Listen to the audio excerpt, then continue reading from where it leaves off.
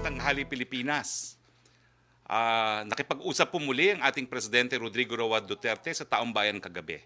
At ito po ang ilang sa mga mahalagang puntos na kanyang nasabi kagabi.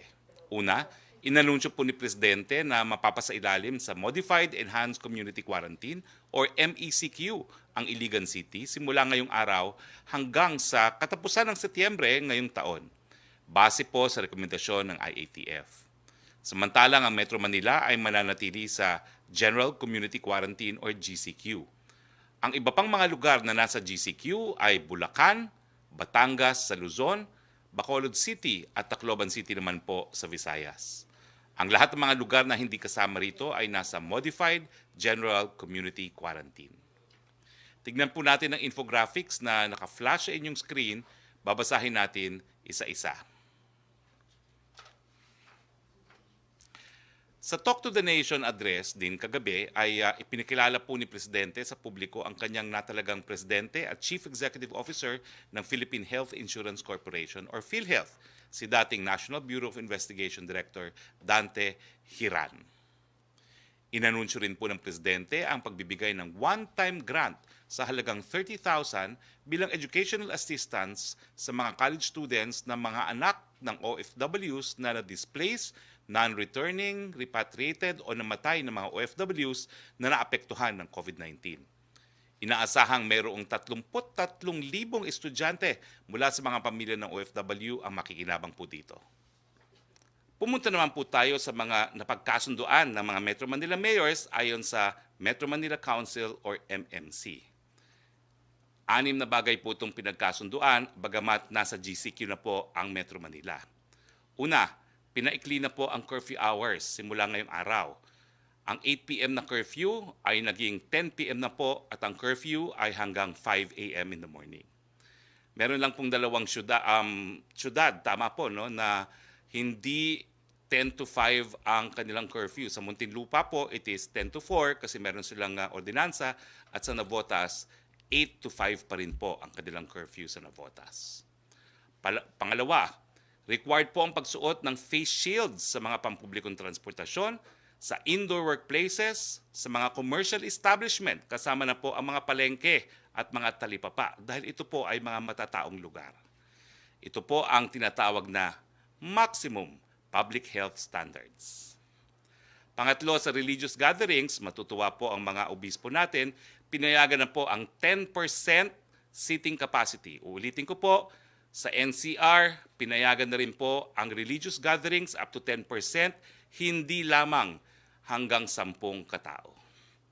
Pang-apat, na-lift na po ang pagsususpinde ng operasyon ng mga establishmento sa Metro Manila, gaya po ng testing, tutorial and review centers, mga gyms, fitness centers and sports facilities, dermatological clinics offering aesthetic procedures and other personal care services, pet grooming services, drive-in cinemas. Pero nasa desisyon na po ng lokal na pamahalaan ang pagbubukas ng mga industriyang ito. Uulitin ko po. Sa lahat po ng lugar na GCQ, bukas na po ang mga gyms, ang mga internet cafes, ang mga testing, tutorial review centers, and other personal care services, pet grooming, dermatological clinics offering aesthetic procedure, and drive-in cinemas. Pero sa Metro Manila, kinakailangan pa rin po na LGU ang magpabukas ng mga negosyong ito. Ang LGUs rin po ang magbibigay ng specific guidelines para sa gyms, fitness centers, internet cafes, sports facilities, kasama na po dyan yung additional health protocols, operational capacity at operating hours. Sa Metro Manila po yan. Samantalang sa mga probinsya ng Bulacan, Cavite, Laguna at Rizal, pinapayagan na po ng Department of Trade and Industry ang mga sumusunod. Testing, tutorial and review centers, gyms, fitness centers and sports facilities, dermatologic clinics offering aesthetic procedures, other personal care services, pet grooming services, drive-in cinemas. Nasa diskresyon ng lokal na pamahalaan din po ng mga nasabing probinsya ang operasyon ng internet cafes. Panglima, hihilingin din po ng mga lokal na pamahalaan ng Metro Manila sa IATF na ipagpaliban ang voters registration sa Enero 2021 o kung mag-MGCQ o kung ano ang mauna sa dalawa, subject to IATF approval. Ito po ay sa Metro Manila. Pang-anim, sa pagdating naman po sa mga quarantine passes, nasa lokal na pamahalaan na po ang pagpapasya kung kinakailangan pa rin pong magpakita ng mga quarantine pass. Dito po tayo nagtatapos ng ating presentasyon. Kasama po natin ngayon, walang iba po kundi si Budget Secretary Wendell Avisado para bigyan naman po tayo ng briefing doon sa sinumiting national budget para po sa taong 2021. Secretary Wendell Avisado, the floor is yours. Thank Audio, you. yes. Thank you very much, Secretary. Nag-unmute lang ako. Magandang tanghali po sa inyong lahat. Gusto ko pong sa lalong maikling paraan ay mapaabot sa inyo ano na po ang kaganapan ngayon dito sa Department of Budget and Management. At gusto ko pong paalam sa inyo, una muna, yung kasalukuyang estado ng ating budget. Tapos pupunta tayo, sisigway tayo doon sa COVID-19 expenses natin, and then tuloy-tuloy tayo doon sa Bayanihan 2 at saka yung sa ating naisumiting proposed fiscal year 2021 national budget. So, dala nga po nung pagsubok na kinakaharap natin sa COVID-19, talagang sobra-sobra po at bihamak na napakahirap ng ating dinadaanan. Subalit, sa panig po ng pamahalaan ay patuloy po ang pagbibigyan ng serbisyo sa ating mga kababayan. Yung may hawak po ng slide ko, nasa slide 3 na po tayo. So sa kasalukuyan po, para sa taong kasalukuyan, of the total 2020 national budget, 94% of it has already been released to the various departments and agencies. Despite the current health crisis, nagsisika po tayo na maparating ang mga budget ng ating various departments. Dito nga po sa COVID-19 releases as of August 28, next slide please. Makikita natin na umabot na sa 389.06 billion ang nagagasta ng ating pamahalaan as of 28 August. At ito nga po ay nangyari dahil sa pagkapasa ng Bayanihan to Heal as One Act, and the government was able to shore up resources to fund critical programs, activities, and projects. Ang karamihan po sa COVID-19 budget ay napunta po sa mga programang nagbibigay ng tulong sa ating low-income households, displaced formal and informal workers, distressed overseas Filipino workers, and affected farmers and fisher folks. Ang Department of Social Welfare and Development po ang siyang nakakuha ng pinakamalaking release po natin na umabot sa 211.6 billion. And for the first tranche of the implementation, the DSWD has already served 17,686,842 beneficiaries, while for the second tranche, umabot po ng 13,364,915 beneficiaries ang nakatanggap po ng SAP. Yan naman po mga beneficiaryo under the Dole Camp and Tupad programs, DOF, SSS Small Business Wage Subsidy Program, as well as DOE's Farmer Financial Assistance Program and Expanded Sure Aid and Recovery Project for Farmers and Fisher Folks. Natanggap na po nila lahat ng kanilang mga assistance as of August 26 of this year. Ang Department of Health naman po ay na-release namin ng umabot ng 48.98 billion para po makabayad sila ng hazard pay, special risk allowances of deployed health workers, procurement of PPEs, and purchase of COVID-19 testing kits among others. Dito naman po sa Bayanihan 2, nakahanda naman po kami to release at least 140 billion more or less to support the Bayanihan Bill 2. Our efforts to fund COVID-19 response programs for the remainder of the year do not stop here.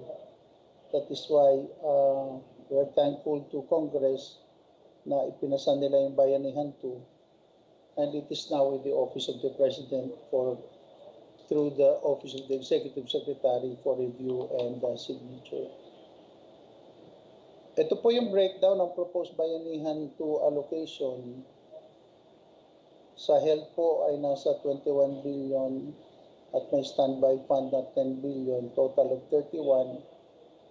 Ang cash for work naman ay 18 billion, ang social assistance 6 billion.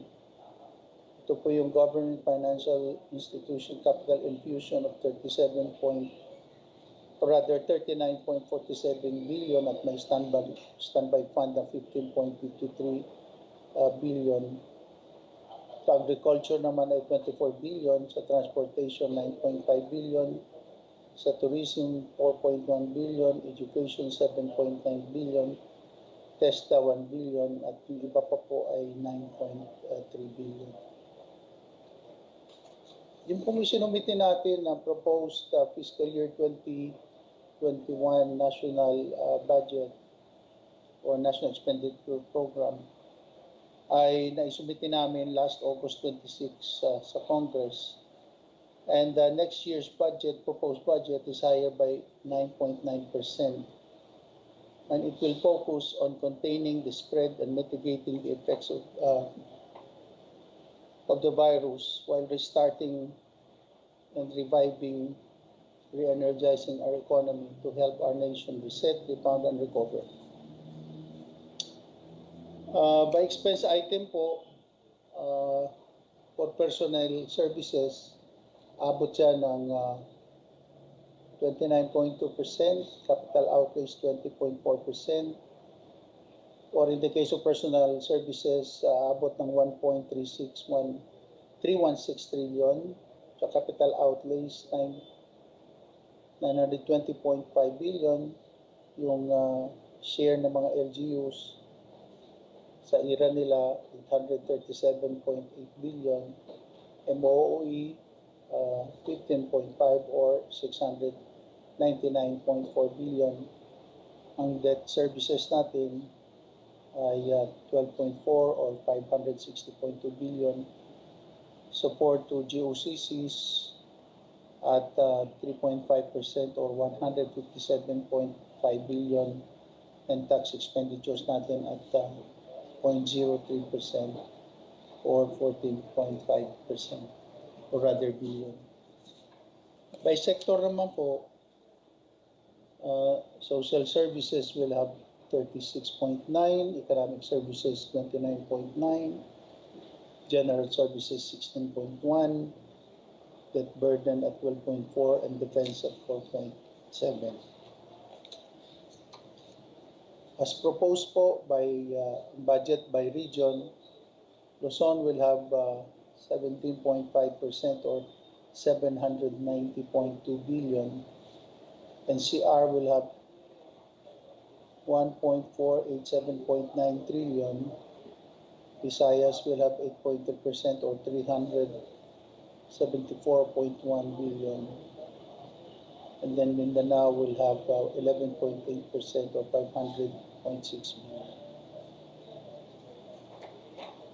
Ito po yung top 10 departments, so we'll have the biggest share of the total budget. Education, which includes DepEd, SUCs, CHED, and TESDA at 754.4 billion.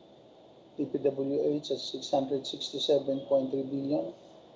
DILG at 246.1 billion.